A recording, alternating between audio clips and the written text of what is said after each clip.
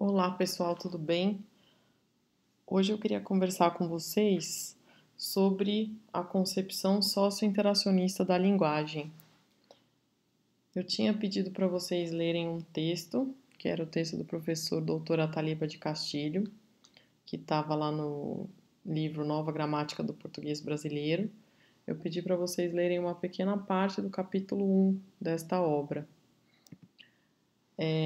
No percurso argumentativo dele, ele começa dizendo que a língua natural pode ser entendida como um objeto científico escondido, e ele coloca esse escondido entre aspas.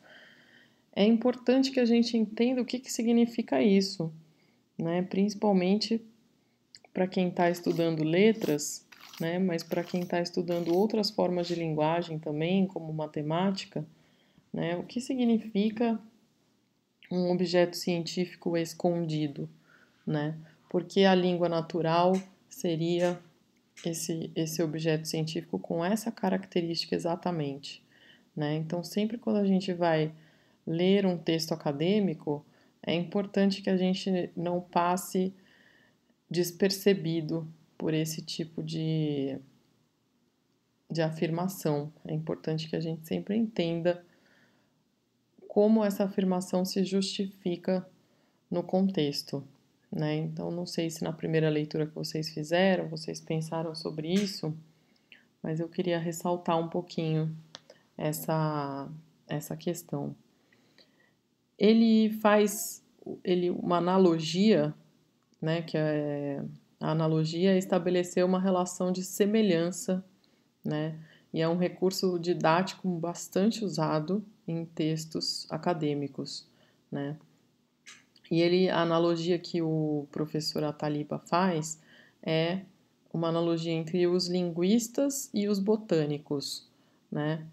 Então, os botânicos são aqueles biólogos, né, especializados em plantas. E a pesquisa que eles fazem é num objeto, então, chamado plantas. Esse é o objeto científico de estudo dos botânicos. E as plantas são necessariamente externas ao pesquisador, né?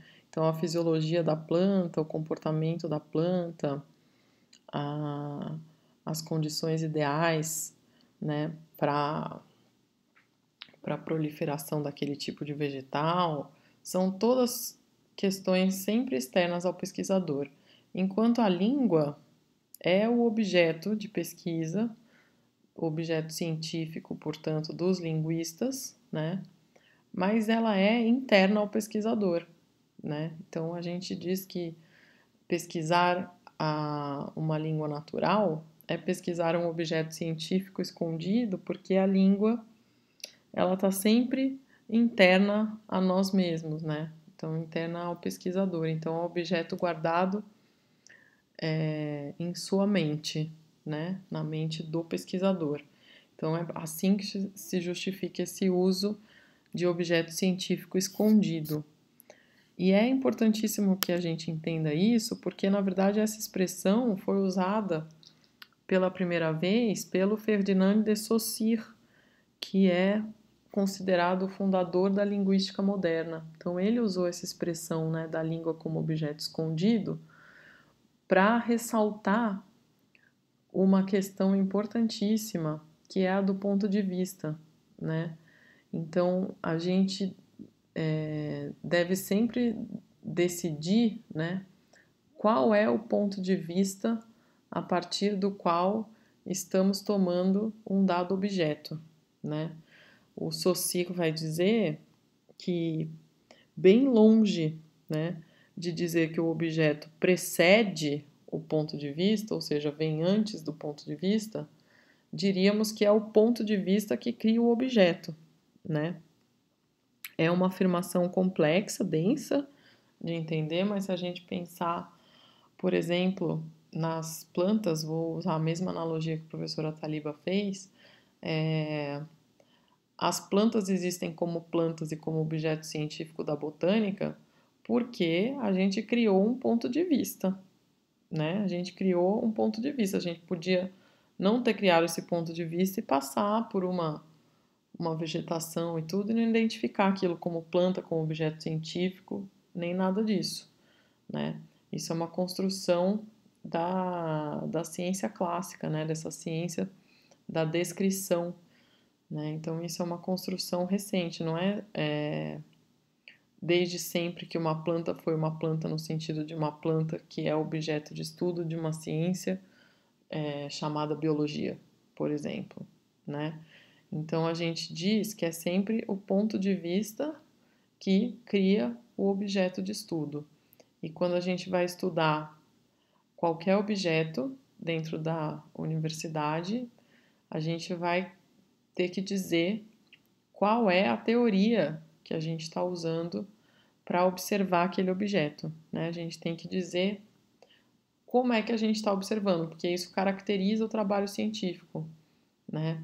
Porque é um conjunto de métodos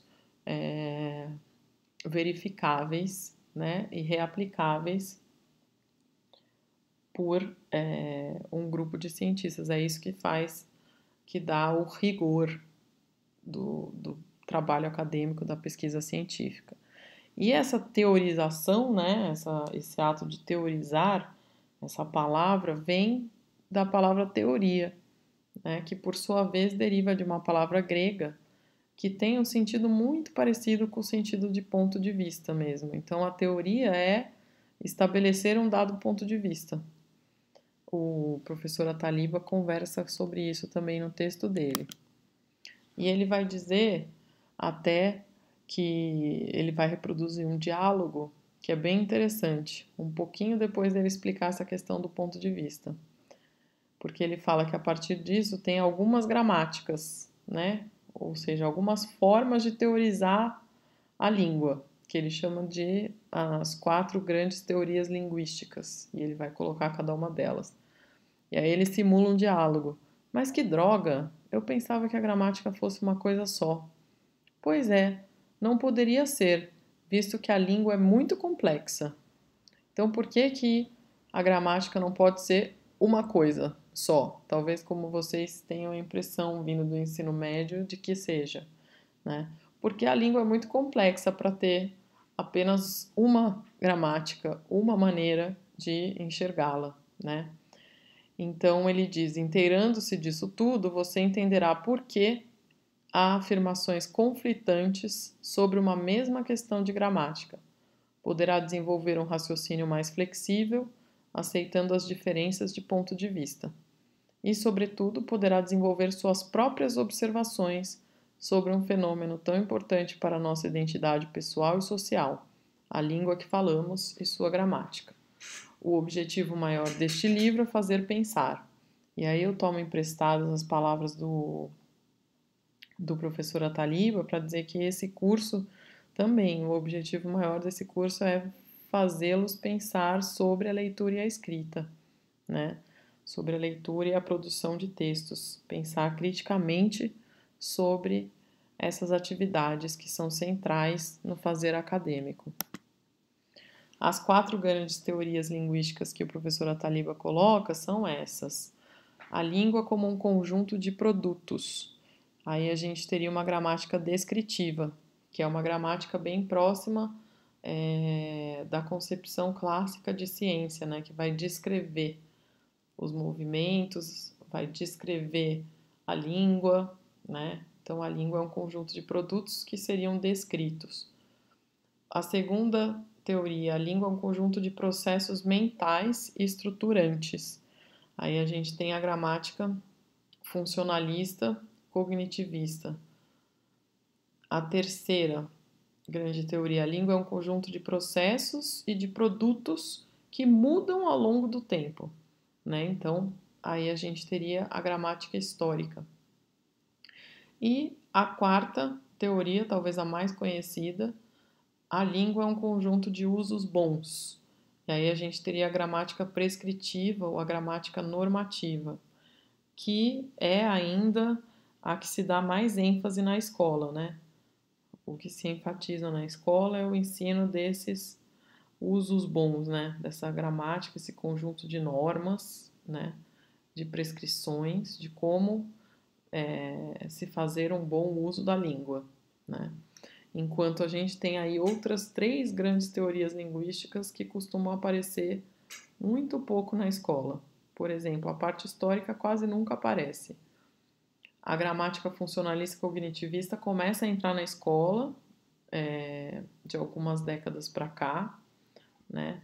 E a gramática descritiva a gente pode dizer que ela sempre teve presente, mas muito mesclada com a gramática prescritiva normativa. Bom, existem também, como a gente já viu, 3 concepções de linguagem. Então, a primeira concepção, e essas 3 concepções têm a ver com essas teorias. A primeira delas é a linguagem como expressão do pensamento, depois a linguagem como instrumento de comunicação, depois a linguagem como interação. A gente vai ver agora cada uma dessas concepções. A linguagem como expressão do pensamento, ela prevalece no ensino até o final da década de 60. Né? Então, quem teve a oportunidade de estudar nessa época, né? Talvez os avós de vocês, né?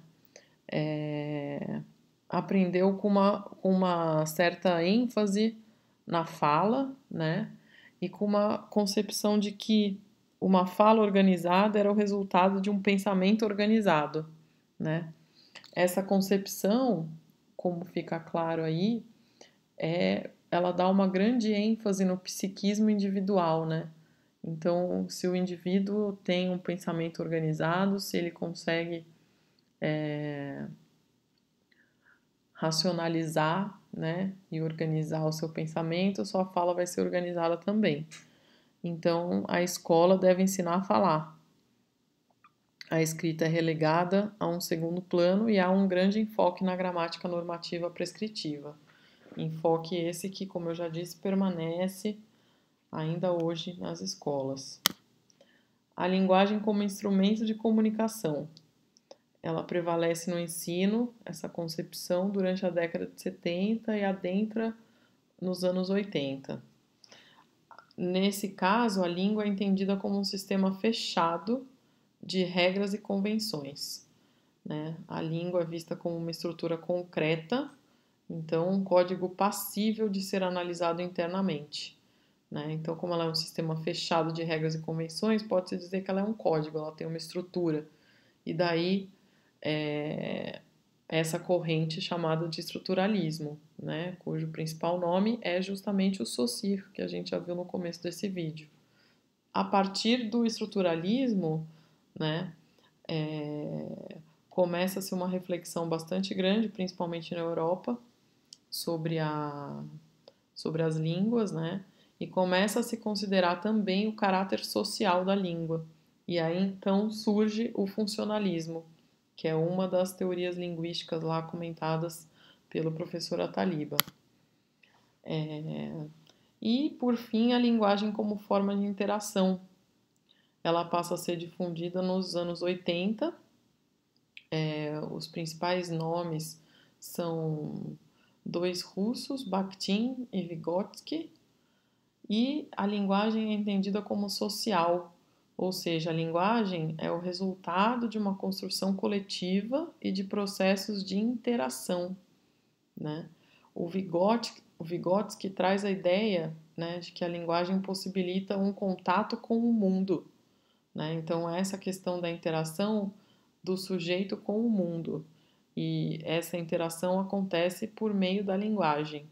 Né? Essa é uma ideia que para a gente hoje parece bastante óbvia, mas que foi uma construção, né? Foi um processo de reflexão do Vygotsky que afetou diretamente os estudos sobre educação, sobre ensino. Né? E o Bakhtin, ele propõe um olhar dialógico sobre a linguagem. Né? Dialógico aí vem de diálogo. Né? Então, esse diálogo pressupõe um outro com quem falamos, com quem interagimos. Para Bakhtin, 2004, a linguagem é um ato social que se realiza e se modifica nas relações sociais. e é, ao mesmo tempo, meio para a interação humana e resultado dessa interação, já que seus sentidos não podem ser desvinculados do contexto de produção. A linguagem é, portanto, de natureza socio-ideológica, e tudo que é ideológico possui um significado e remete a algo situado fora de si mesmo, né? Então aí fica uma citação sobre essa noção de interação, que é fundamental para essa concepção da linguagem como forma de interação. Então, essa perspectiva, né, socio-interacionista considera o discurso, né? Então, o que está no centro não é mais a palavra ou um fonema, mas o discurso, né? E o discurso tem alguns elementos que são inseparáveis, que sempre eles estão presentes, né? A língua, os falantes e os seus atos de fala, né? Que são realizados em determinadas esferas sociais e carregam valores ideológicos, né? Então, o discurso ele é o interrelacionamento obrigatório de todos esses elementos, né? Indissociáveis. Essa questão da presença do outro caracteriza então essa perspectiva dialógica e interacional dessa concepção. Eu coloquei aqui para vocês as referências bibliográficas que eu usei no vídeo. Espero que tenha ficado claro e que vocês tenham entendido. Obrigada.